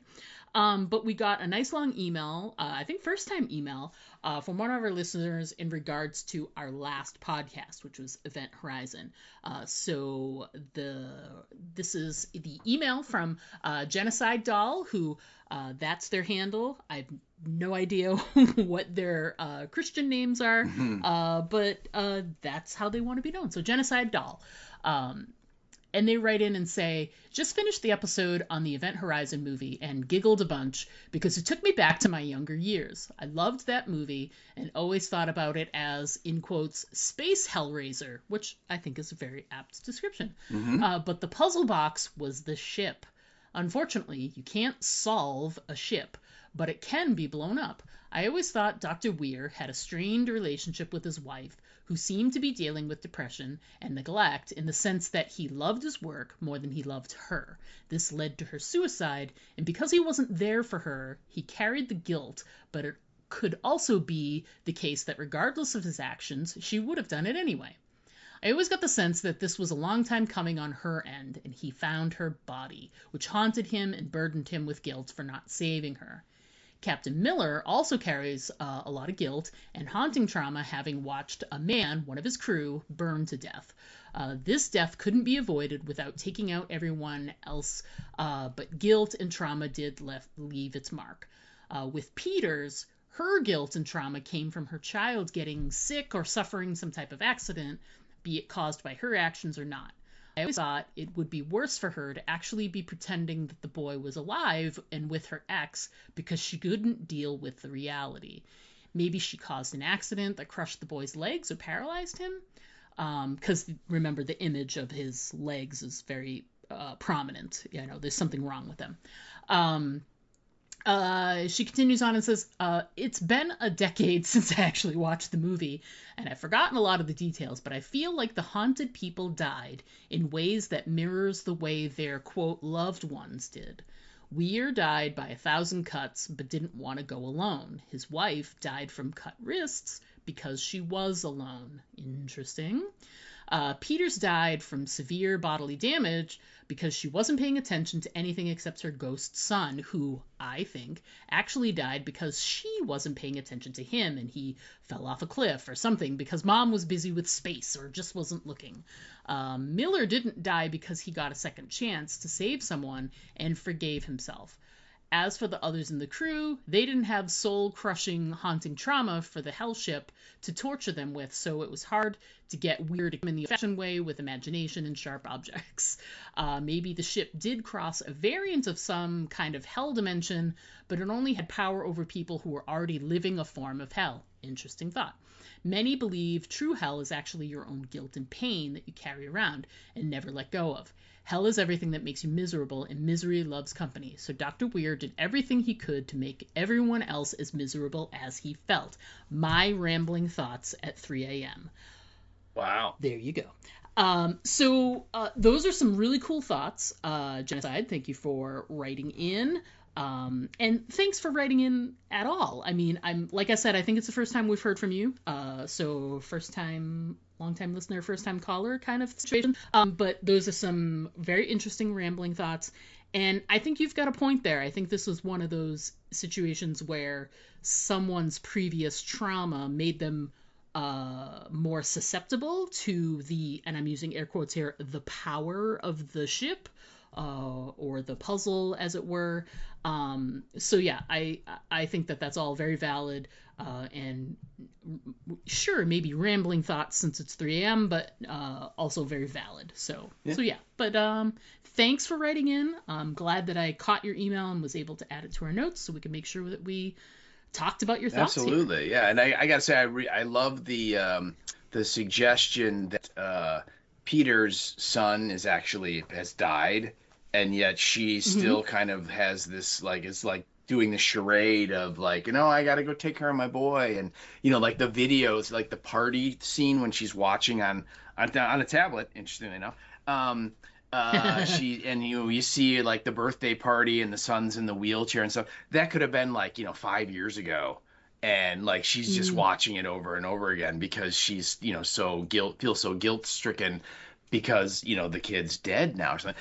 It's a really interesting idea. Right. And the fact that, like we were saying about the movie, that so much of it got hacked out by the studio, to kind of get an R rating and to kind of make it a little more digestible for mainstream audiences and not having it be almost 3 hours long.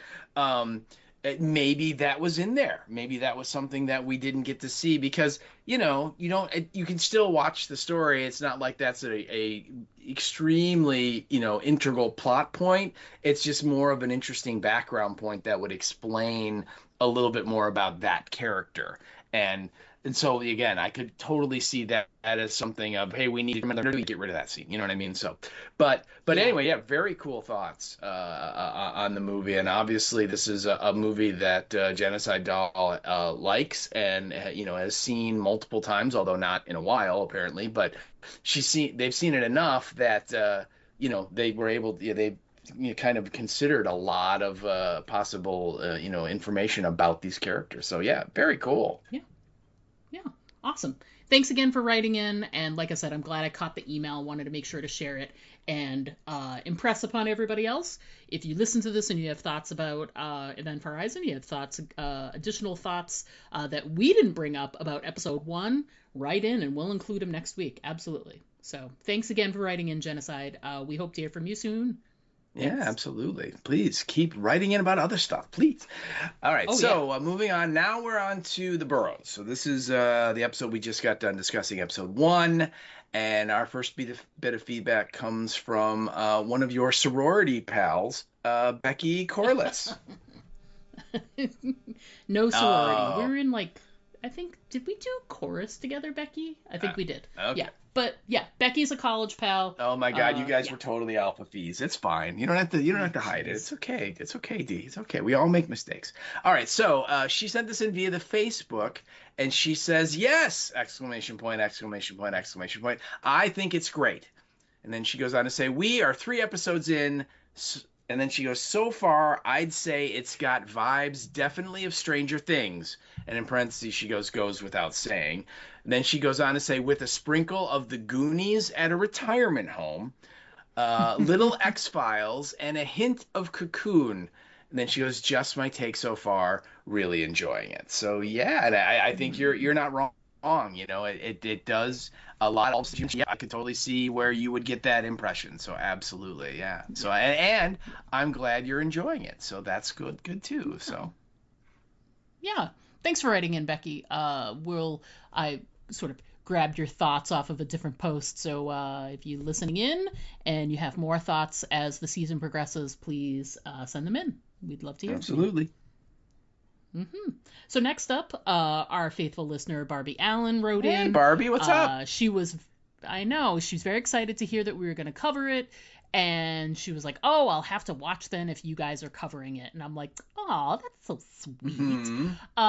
So her first thoughts so far are awesome cast, so nice to see Alfre Woodard, which I completely agree with. So great thoughts to share.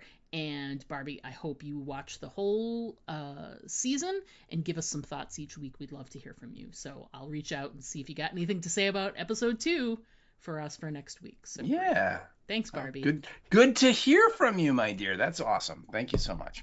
I know, it's been a bit. All right, so moving along, our next bit of feedback comes from one of our old Chicago theater pals.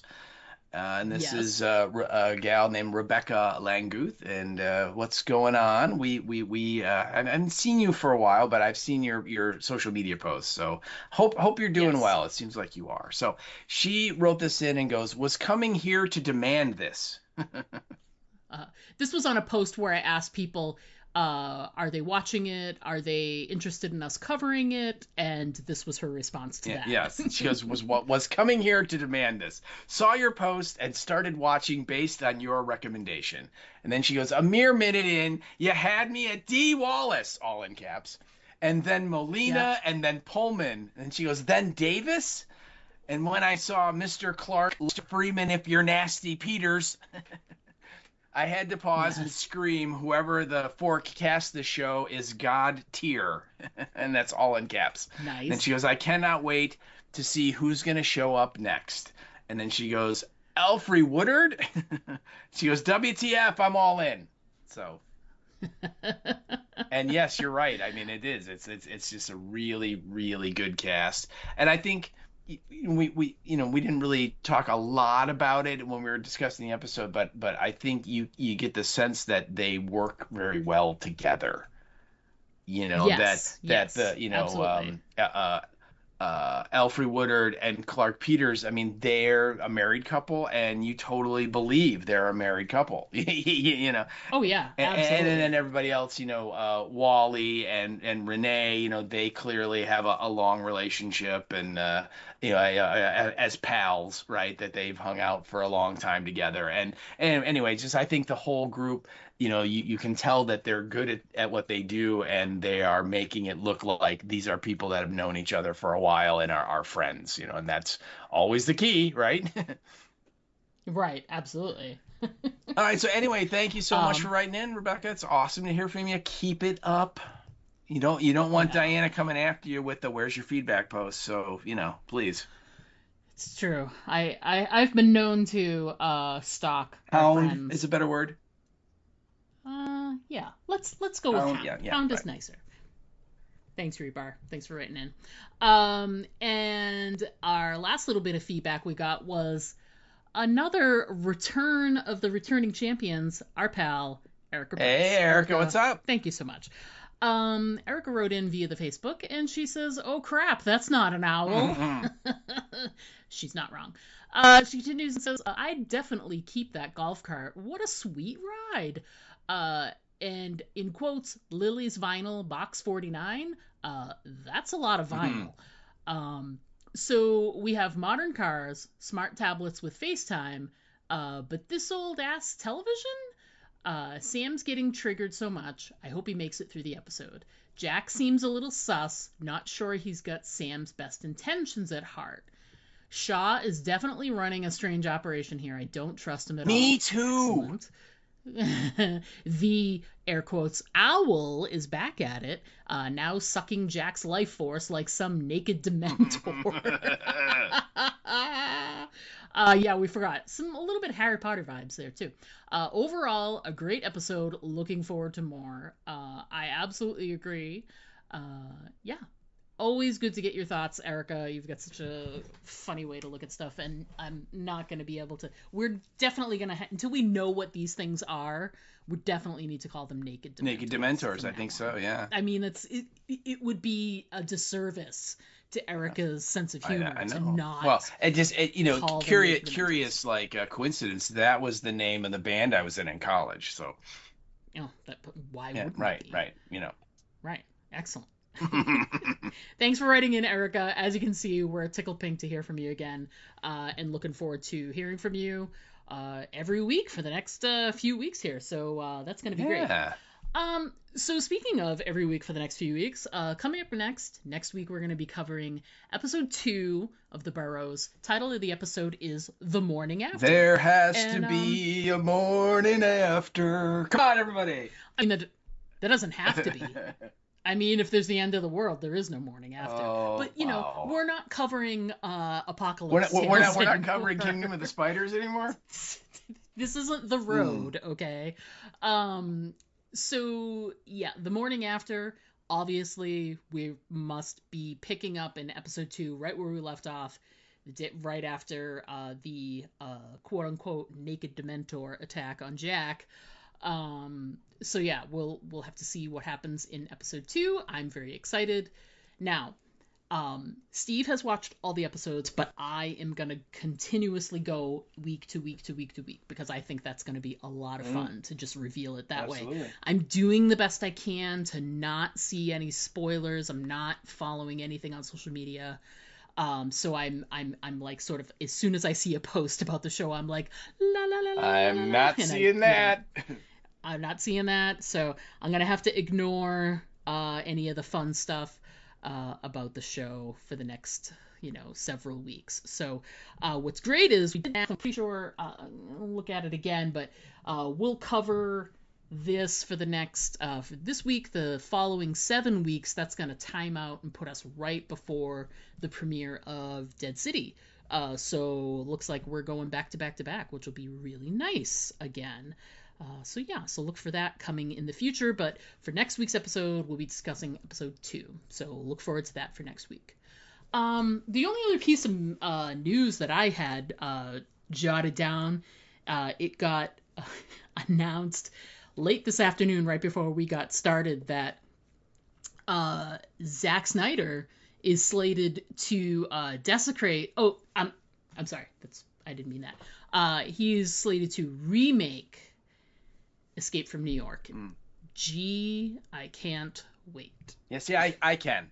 I really can. Yeah.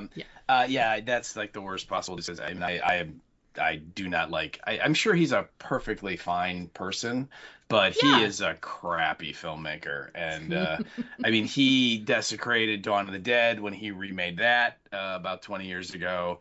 I mean, he's made one movie that I kind of like total in his whole sort of catalog that I find tolerable. The rest of them are all basically unwatchable crap. The only thing I would say as hope is that meaning Hollywood, has been trying to remake Escape from New York for, I don't know, about 18 years now. And I mean, people have been attached to it, have come and gone, big name stars, whether it was actors or directors or whatever.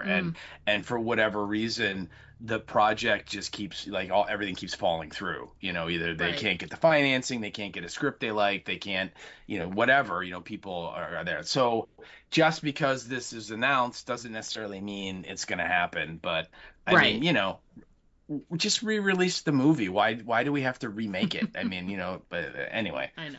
I know. When I read that, I definitely threw up a little bit in the back of my mouth. There's no doubt. Yeah. So, yeah. So did I. Yeah. What's your one Zack Snyder movie, though? The one that you think is, okay. 300.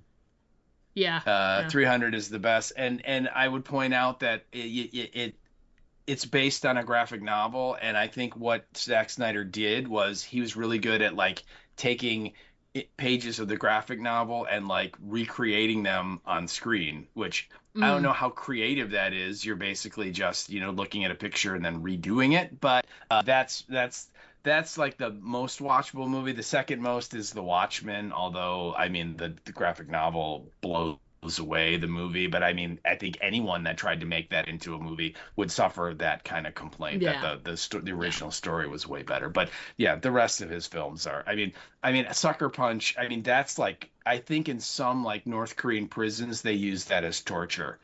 Where they make their prisoners watch that movie, and you're like, please, I'll tell you anything, just make it stop, So yeah, I mean. And I know how much you dislike his filmmaking. And so when I saw I'm more upset about the idea of, I think the whole idea of remakes and remakes and remakes, and I get it, rebooting a franchise and all this other stuff, it's a, Hollywood is it's got a built-in fan base, and I'm like, yeah, but people are getting so tired of remakes and redos and reboots and stuff like that. And Zack Snyder, he doesn't bother me the way, I'm not a huge fan of his movies, but he doesn't bother me the way he bothers you. But what bothers me is Escape from New York is a fantastic movie, and I love Snake Plissken and I love that movie, and I don't want to see it redone, whether it's by Zach or by anyone else, really. Yeah, I mean, it's just I just no. So thanks for ruining my mood. I really appreciate you. Yucked my yum here, kid. So yeah, you're welcome. You're welcome. I shared it on Facebook with the heading Zack Snyder, killing your childhood memories one at a time. Thanks. Well, I mean, I guess the question is, I mean, how many franchises are they going to let him run into the ground? I mean, because he butchered Dawn of the Dead. I mean, all the Superman movies are horrible, and the Justice League. I mean, all of those DC movies that came out at that time were bad. I mean, the best one is Wonder Woman, and that was Patty Benjamin. I mean, it was not. I mean, he was like an executive producer, but that was her movie. And so that's like good. It is, and that's like out of all those DC movies, that's the one that he had the least involvement with, right? You know what I mean? What does that tell you? But yet again, I mean, they, Hollywood just can't wait to give this dude the keys, and it's just like, you know what? He like started out making like car commercials. He should go back to that. I really think that, But yeah, anyway, if people out there and you love Zack Snyder, I'm sorry, that's just where we're gonna disagree. So yeah, and see, for me, like I said, it's I hope it gets like cycled again, like it has been, like you said, for this past like 18 years or so. Like, I just hope it cycles back around again and they're like, yeah, we don't want to put money into this, or it falls apart in some way. And I agree with you. I think that the better money is spent on, maybe you juice up, maybe you restore the print and you re-release it in some like deeper cut, or in it, a director's cut, or whatever it may be. Like, who knows? Because you and I both know, like, we've been going for like the last like couple of years to cinemas have turned on to the fact that people aren't going to the movies the way they used to, but they will go out for something that is like a special event. Like, we saw Jaws on the big screen and things like that when there's an anniversary attached to it, and we saw, Escape from New York on the big screen together. So it's like if you make it an event, people will go to it. So all they have to do is, you take an older movie like this and you make it an event and re-release it in the theaters, people will go see it, So I think people would be more interested in going and seeing a classic movie than they would be in you rebooting a franchise. I don't know. Yeah. Disappointing, Hollywood. Very disappointing. Well, but that's where we're at. Movies are so expensive. The big studio movies are so expensive that they are much less willing to like take a chance on an unknown thing. And so when they're, the studios are deciding what to do, it's much easier for them to go, oh, we could remake this old thing that I've seen before and know what it is. Right. And we can give it a fresh coat of paint and put it out there for a new audience and all that. Much more palatable, and the bean counters can see them making their money back than somebody, like the Wachowskis show up and say, okay, it's about this guy named Neo, okay? And Earth is like a whole simulation, and he goes in there and he dodges, and they'd be like, what are you talking about, and how much is it going to cost? And so, yeah, that's where we're at, that, probably about 20-30% of the movies out of Hollywood now are some kind of either reimagining or reboot or whatever you want to call it, of properties that were, made as films. And I hate to say this, but, you mentioned Jaws, and every year I just keep waiting for the announcement that, like, oh my God, they're going to remake Jaws, and it's just like, why? I mean, look, I know. The Exorcist is coming next year. Now, it's directed by Mike Flanagan, so I have a lot of optimism that it could be cool. But what was wrong with the original one? It's right. That's the thing. But I just don't you just see it like maybe a year or two from now? Coming in 2030, Jaws. And it's just like, okay. Yeah, and then they'll throw out a bone, and like Richard Dreyfuss will be like some beachgoer on the beach, and they'll be like, "Oh, that's the Easter egg. Is Dreyfuss is on the beach?" Oh my God, it's so great! And you're like, "Oh, it's terrible. It's terrible. Yeah, terrible. Terrible," as Charles Barkley would say. All right, well, hate to end the podcast. I do have a couple things. Add to the things. Let's not end do. on that note. I have started watching a couple of new series I just wanted to mention. I did watch the first episode of The Terror season 3, The Devil in Silver. Ooh. And I'm intrigued. It's so far it is sufficiently creepy and interesting, and it's the setup here on this version is there's a guy he's kind of a hustler and a go-getter, and he does a whole bunch of different jobs, and he's trying to make it work, and he has like a real anger problem when it comes to like seeing people that are being bullied or in trouble. He like feels the need to like make it his business and kind of step in and beat the crap out of people. And he catches his girlfriend having an argument with her baby daddy, and the baby daddy kind of like pushes her or shoves her. So this guy goes in and starts beating the crap out of her, and then these other people show up to try and pull him off, and he's so worked up he starts fighting them, and they turn out to be plainclothes police officers. And so and this is like this part you're just like, nope, I'm sorry, not. So the cops decide, rather than like booking him and putting him in the system for like assaulting police officers, which is obviously not good, and they tell him, you won't make bail, you're going to be in the jail for a long time and all this stuff. And of course they can't just like let him go.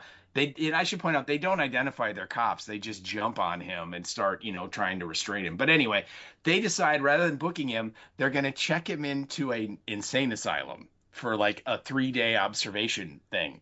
And they're like, this is the best thing for you. And I'm like, fuck you, book me. Okay. There's no way. Right.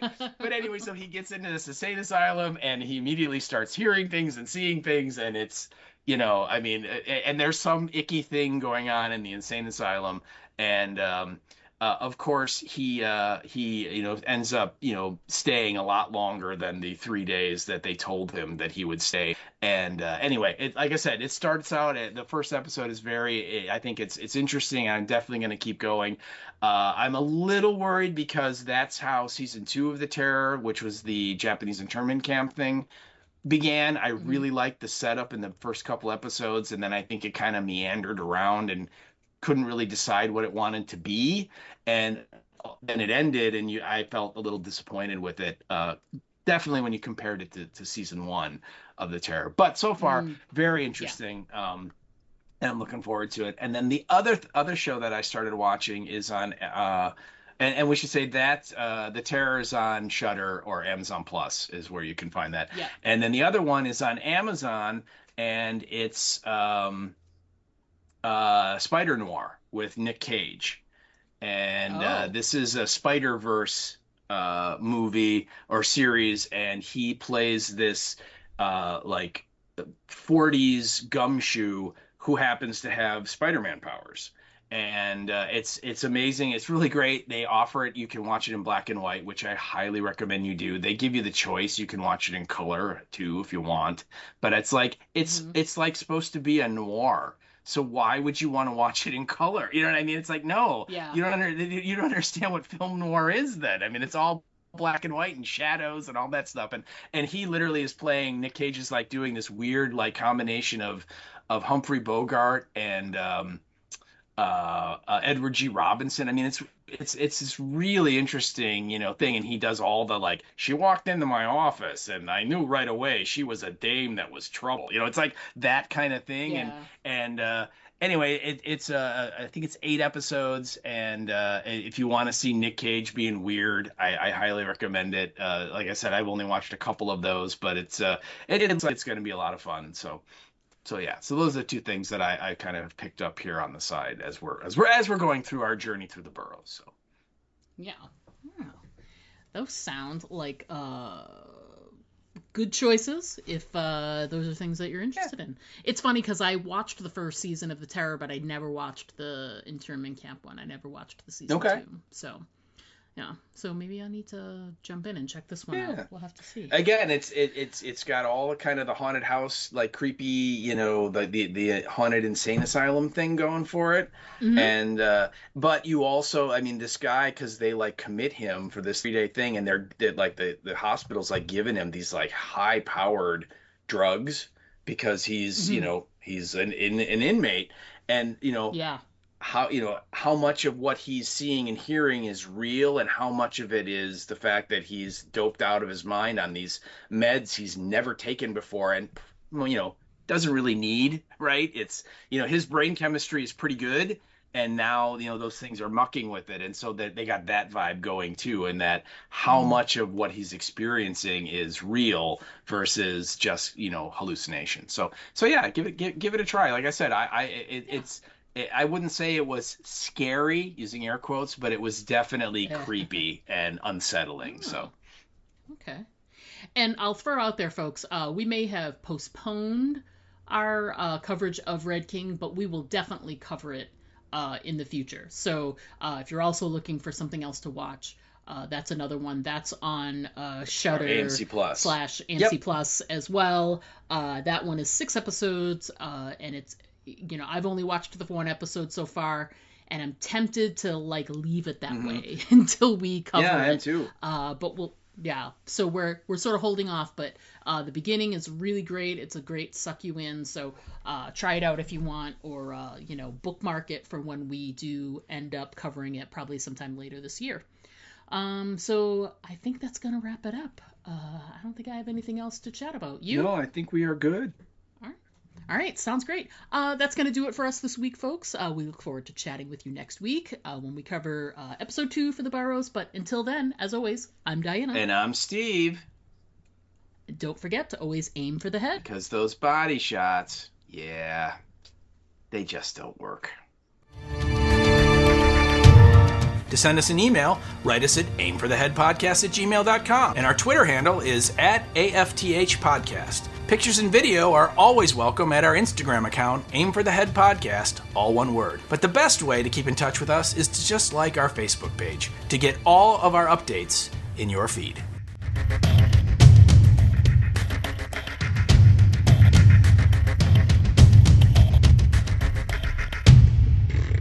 Wow. Let's try that one more time. Hey, that was awful. Also, that English is not good, my dear. Yeah. Hey, but we're getting good end blooper stuff here. Yeah, this is prime B-roll. Nice. Right there. Yeah, nice. Yeah. All right. Again. Take 2. Take 2.